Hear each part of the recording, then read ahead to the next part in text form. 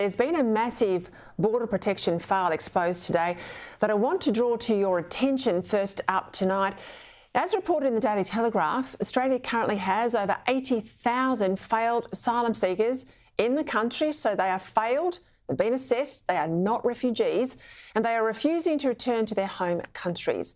Now, of the 80, we learned today that 60,000 of them are on bridging visas, which give them the rights to work and study in this country. Now, how many has the federal government been able to deport out of this 80,000 in recent months? How many? Just 17. For more on this, I'm joined now by Shadow Minister for Immigration and Citizenship, Dan Tehan. Dan, thank you for your time. I mean, I had to put this at the top of the show. 80,000 failed asylum seekers, a lot of them that came, of course, in the Rudd-Gillard years, but they've come since then. These are outrageous figures, and of course, so many of them, by refusing to go home, are living on the largesse of the Australian taxpayer.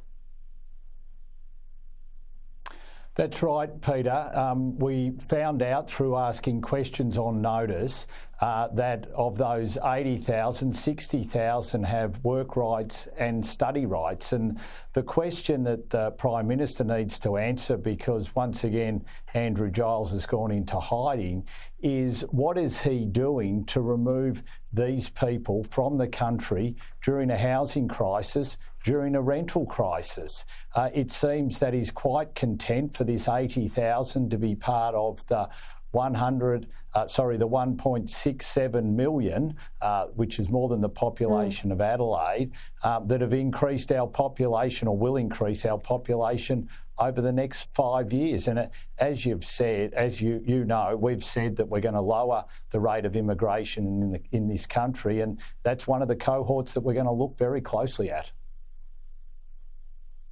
Yeah, interesting you make mention there. Andrew Giles is in hiding, but the Prime Minister, he was pushed on this today.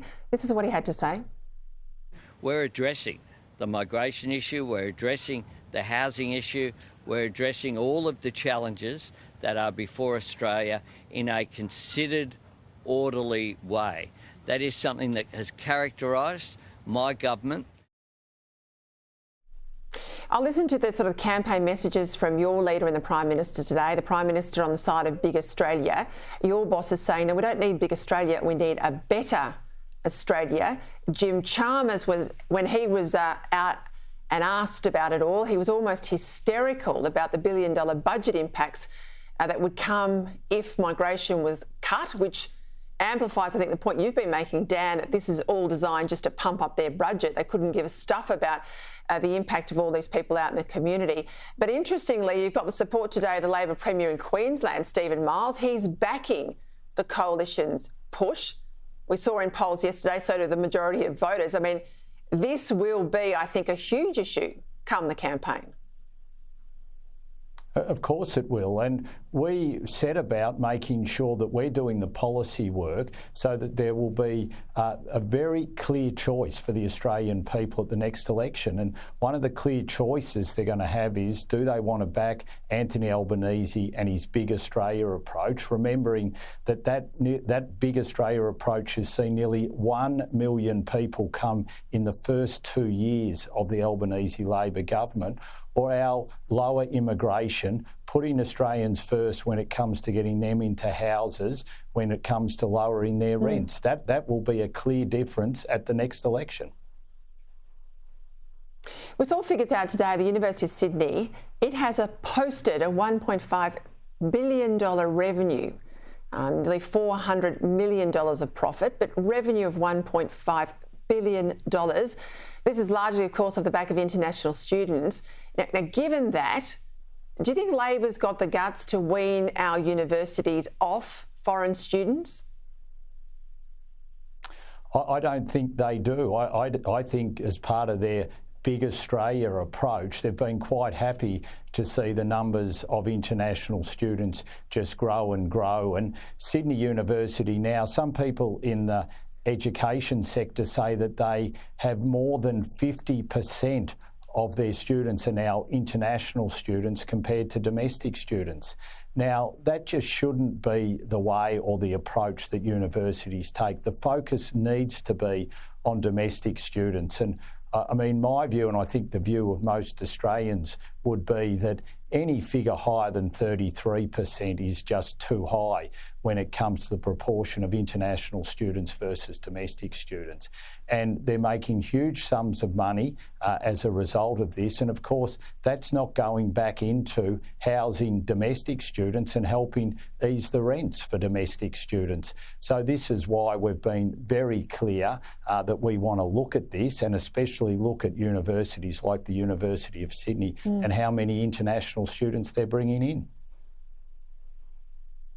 Dan, of course, before you went into the Parliament, you were in a diplomatic role. I've got to then ask you about the International Criminal Court, the ramifications today about arrest warrants for the Israeli Prime Minister and the Defence Minister. The Prime Minister today refused to even address the question. He drew, I think by lack of answer, a moral equivalence between the Hamas leadership and the Israeli leadership. He attacked Peter Dutton, though, at the same time, accusing your leader of lacking moral courage. Where is Anthony Albanese's leadership here? Well, there isn't any, and it was a sad, sad day for our nation. Joe Biden came out very clearly and said that there is no equivalence between Hamas and Israel. As someone who has been to Israel recently, been to the Nova camp where the massacre of those young Israelis took place, been to Kibbutz Be'eri, where all sorts of atrocious crimes were committed. How the Prime Minister could walk away from that comment made by Joe Biden that there is no moral equivalence between Hamas and Israel beggars belief. And I think it's a sad day for our nation. And he sort of tries to almost play the buffoon on these things.